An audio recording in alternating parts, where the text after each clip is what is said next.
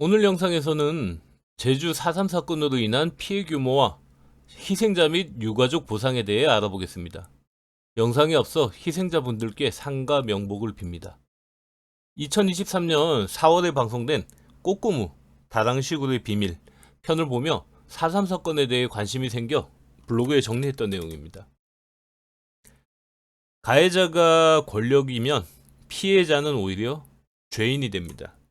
4.3 사건이 아니어도 이후에 여러 사건들이 많았죠.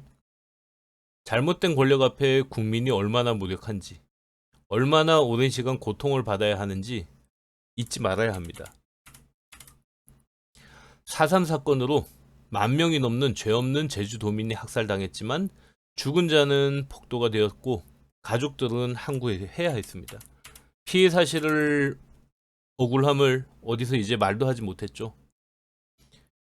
1954년 종료 후 4.3 사건 종료 후 2003년 노무현 대통령이 직접 제주를 찾아가 4.3 사건 희생자 및 유족에게 사과하기까지 50년이 걸렸습니다.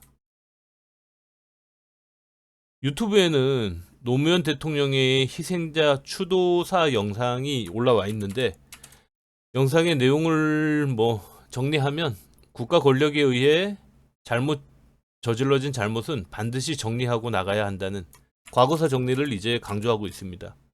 그래서 올바른 미래로 가야 한다는 이런 이제 내용인데 이때 당시만 해도 이게 추도사 끝나고 그리고 이제 진상규명위원회가 이제 구성되면서 정리가 되나 싶었습니다. 그런데 이명박 정부 시절 4.3 사건 진상규명위원회 폐지 논의, 4.3 사건 유해 발굴 사업 중단, 박근혜 정부 시절 이미 선정된 4.3 사건 희생자에 대한 재심사 논란. 이후 보수 정권에서는 이 사실에 대해서 다시 한번 이제 재검토하자는 논의가 이제 진행되면서 유족에게 또 한 번 상처를 입히게 됐죠. 노무현 대통령 이후 2명의 대통령 모두 4.3 사건에 대해 반대 입장을 취했고 희생자들은 국가에 다시 한번 상처를 입게 됩니다. 이후 문재인 대통령의 취임 후에야 사건이 이제 정리되고 일단락되었습니다. 대법원 판결까지 이제 났죠. 국가 권력에 의해 저질러진 잘못은 반드시 정리하고 나가야 합니다. 노무현 대통령의 말입니다. 국가가 국민을 상대로 권력을 휘두르면 어떤 결과가 벌어지는지 이후에도 많은 경험을 했습니다. 그 속에서는 경험 속에서는 많은 국민들의 피가 이제 흘러야 했죠. 피해자는 국가가 사주한 언론을 통해 폭도, 빨갱이, 간첩이 되었고 국가는 폭력을 어쩔 수 없는 선택으로 포장했습니다. 피해자와 유족은 이마에 찍힌 낙인으로 인해 말도 못하며 평생을 이제 숨어 살아야 했습니다. 1980년까지는 연좌제를 법에 명시해 반체제 인사의 가족들이 정상적인 사회생활을 하지 못하도록 방해했습니다. 연좌제는 2010년에 들어서야 완전히 근절되었다고 합니다. 그러니까 그 역사가 얼마나 오래됐는지, 그리고 억울하게 한번 낙인 찍힌 사람들이 가족들이 얼마나 오랜 세월 이 피해를 감수하며 살아야 했는지, 이런 것들이 정말 저로서는 상상하기가 좀 어렵네요.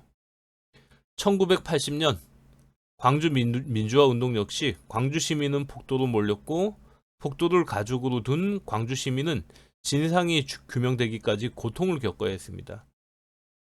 광주 사태 같은 경우는 저도 워낙 어렸을 때지만은 당시에 이제 주변의 대부분은 광주 사람들을 폭도로 얘기했고 전라도 자체에 대한 평가를 굉장히 절하하기 위해서 노력을 많이 했던 것 같아요. 그 이전 1979년 부마 항쟁에서도 시민을 폭도로 몰아 국민의 눈과 귀를 가리고 가혹한 진압과 처벌을 정당화했습니다. 당시에 잡혔던 대학생들은 간첩으로 이제 몰려서 엄청난 피해를 입었고 조사 과정에서 사망했던 대학생들 때문에 이 부마 항쟁이 일어나기도 했죠. 시민을 폭도로 몰 때는 보통 북한과 내통하는 간첩으로 몰아 공권력을 동원했고 사유화된 공권력은 폭도로 낙인 찍힌 사람과 그 가족들을 평생 괴롭히는 도구로 사용됐습니다. 근데 이제 이런 군부 독재 시절이 끝나고 이제는 모든 게 끝났나 싶었는데, 뭐 최근에는 다시 또 무슨 노조 사무실을 이제 압수수색하고 이럴 때 간첩에 대한 얘기가 나오고 국가정보원이 국내 사건에 대해서 이제 조사하는 이런 일들이 한 번씩 벌어지는 걸 보면 다시 옛날로 돌아가는 거 아닌가, 이런 좀 긴장이 좀 되더라고요. 꼬리를 무는 그날 이야기에서는 4.3 사건을 다룬 내용이었는데, 다랑시구에 숨어있던 양민을 질식시킨 군인들의 이야기를 들으면서 정말 눈물이 나더라고요. 어떻게 사람을 저렇게 죽일 수 있지? 저거는 정말 학살, 그러니까 사람 죽이는 자체를 정말 뭐 토끼 몰이 하듯이 이렇게 이제 죽였던 그런 사건이거든요.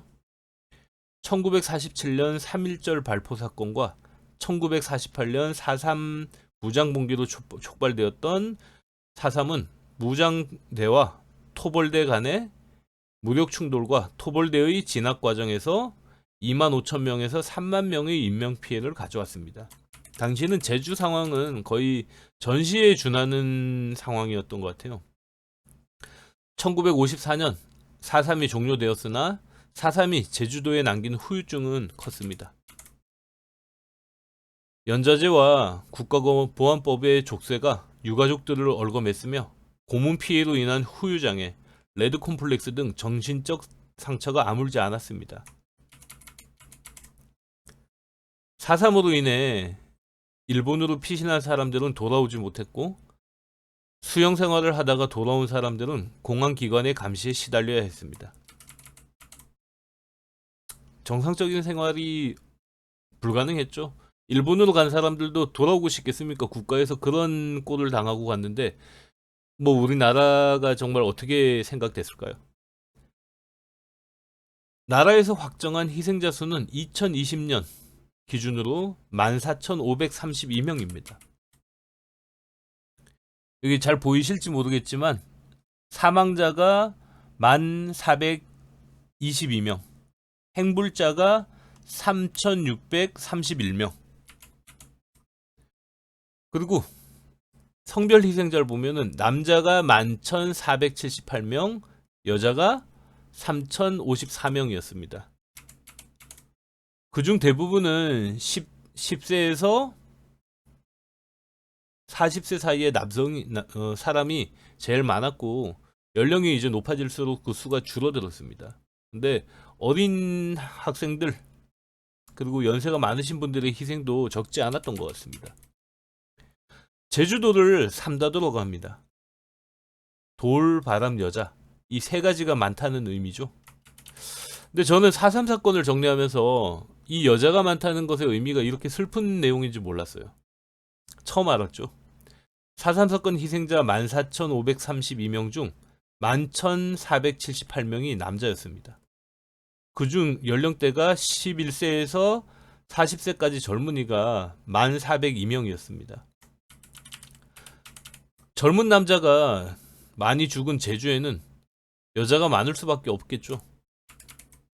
그러니 그때 당시에는 여자가 뭐 돌도 많고 바람도 많고 뭐 다 이해가 되는데, 왜냐면 지형적인 섬이고 이제 화산섬이다 보니까 돌이 당연히 많을 수밖에 없는데 왜 여자가 많을까? 저는 사실 이제 그거는 몰랐는데 이번 4.3 사건을 정리하면서 알게 됐습니다. 이는 공식적으로 집계된 희생자 수치일 뿐, 진상조사 보고서에는 4.3 당시 인명피해를 거의 3만 명까지 이제 추정하고 있습니다. 당시 제주 인구의 10분의 1 이상이라고 합니다. 10명 중 1명은 4.3 사건 피해자로 피해를 입었던 거죠. 사건 과정에서 군경 토벌대에 의한 죽임을 당하거나 사법 처리를 받았다는 이유만으로 희생자 유가족들은 연좌제에 의해 감시를 당하고 사회활동에 심한 제약을 받았습니다. 일단 공무원이나 뭐 이런 걸 할 수 없었고, 뭐 각종 이제 예전에는 대기업에 들어가거나 뭐 이럴 때도 이런 연좌제, 가족 중에 이렇게 반체제 인사가 있거나 이러면 입사를 이제 거부당하거나 이래서 정상적인 사회활동이 거의 불가능했던 것 같아요. 1980년 8월 돼서야 국가보위비상대책 상임위원회는 연좌제를 폐지할 것을 발표했고 1981년 3월 내무부는 후속 조치로 연좌제 폐지 지침을 발표했습니다. 30년 걸렸습니다. 4.3 사건 피해자, 희생자 본인에게는 보상금 8천만 원, 배우자는 4천만 원, 부모 자녀는 각각 800만 원씩, 형제 자매에게는 400만 원씩 이렇게 이제 배상이 결정됐죠. 이거는 보상이 아니고 배상입니다. 왜냐하면 국가가 잘못한 것에 대해서 그 책임을 이제 지는 이런 이제 과정이니까 이거는 배상액이라고 봐야죠. 이른바 8484 원칙에 따라 보상금이 지급됐습니다. 추후 보상금이 변경되어 희생자 본인에게는 9천만 원이 아닌 8천만 원, 그리고 1천만 원을 추가로 지급받을 수 있었습니다. 그러니까 1천만 원이 더 올라간 거죠. 정부가 2002년 11월부터 지금까지 심의 결정한 4.3 희생자는 사망 14,425명, 행불 3,632명, 후유장애 196명, 수용인 286명 등 14,539명입니다. 유조까지 하면은 81,106명입니다. 정말 엄청난 이제 뭐 피해자들이 산정됐죠. 하지만 제주 4.3 사건 대혼란기에 많은 도민들은 연좌제 피해를 당할까봐 혼인과 출생, 사망 신고를 사실과 다르게 한 사례가 많았습니다. 뭐 아버지를 아버지라고 어머니를 어머니라 부르지 못하는 이런 분들이 이제 제주도에 많았던 거죠. 왜냐면 자식 세대라도 정상적인 삶을 살도록 만들어주기 위한 이거는 참 부모의 정말 울분이 아닐까 싶습니다. 4.3 당시 온 가족이 몰살당해 살아남은 어린 자녀는 할아버지나 아버지의 형제, 삼촌 등의 자녀로 이름을 올리는 사례가 비일비재했기 때문에 피해자 유족이지만 보상받지 못하는 사례가 많습니다. 아마 뭐 일부 분들은 그런 이제 뭐 본인의 이제 뭐 부친이나 뭐 조상이 4.3 사건 희생자라는 사실도 모르고 큰 사람들도 이제 많았을 것 같아요. 제주 4.3 희생자에 대한 보상금 신청 기간은 2025년 5월 31일까지 3년간 이제 신청을 받습니다. 지금도 이제 신청이 가능하죠.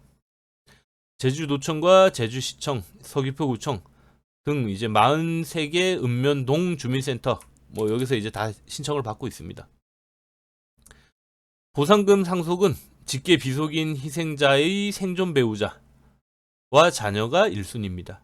법정 상속 비율은 배우자 1.5, 자녀는 한 명당 각각 1씩입니다. 법정 상속 지분하고 그냥 동일하게 보시면 됩니다.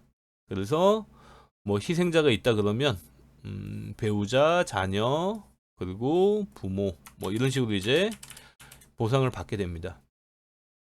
희생자의 배우자 및 자녀 3명이 생존해 있다면 배우자 1.5, 자녀가 1씩 해서 4.5로 계산해 총 지분을 4.5로 이제 모수를 해서 나누게 되면 됩니다.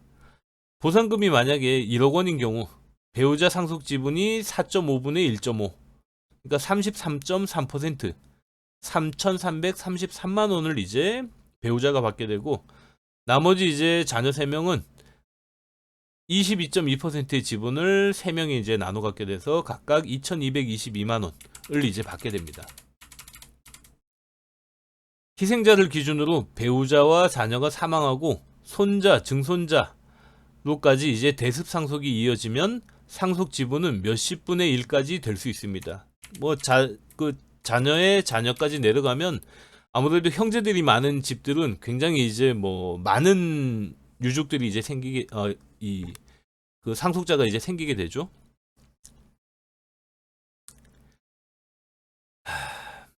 4.3 희생자가 10대로 어렸거나 출생신고를 못해 무후족자로 됐다면 그 형제자매들이 보상금을 청구할 수 있습니다. 유족으로 결정된 사실상의 배우자가 재가를 하면 보상금은 청구하지 못합니다. 아마 보상금 청구 관련해서 억울하신 분들도 굉장히 많으실 거예요. 왜냐면 피해자의 유족이라는, 희생자의 유족이라는 것을 입증하지 못해서 이제 아마 받지 못하는 분들도 많으실 것 같고, 예전에 이제 뭐 같이 살면서 뭐 사별을 이유로 이제 배우자가 재가를 뭐 재혼을 하거나 이러면은 배우자가 희생자였더라도 보상금을 청구하지 못하는 이런 이제 상황에 놓이는 분들도 많을 것 같아요. 오늘은 4.3 사건 피해 규모와 보상금에 대해 알아봤는데, 어쨌든 뭐 더 이상 이제 이런 피해자가 생기는 그런 이제 어떤 국가 권력에 의한 사건이 발생하지 않았으면 하는 마음에 오늘 영상은 이만 마치겠습니다.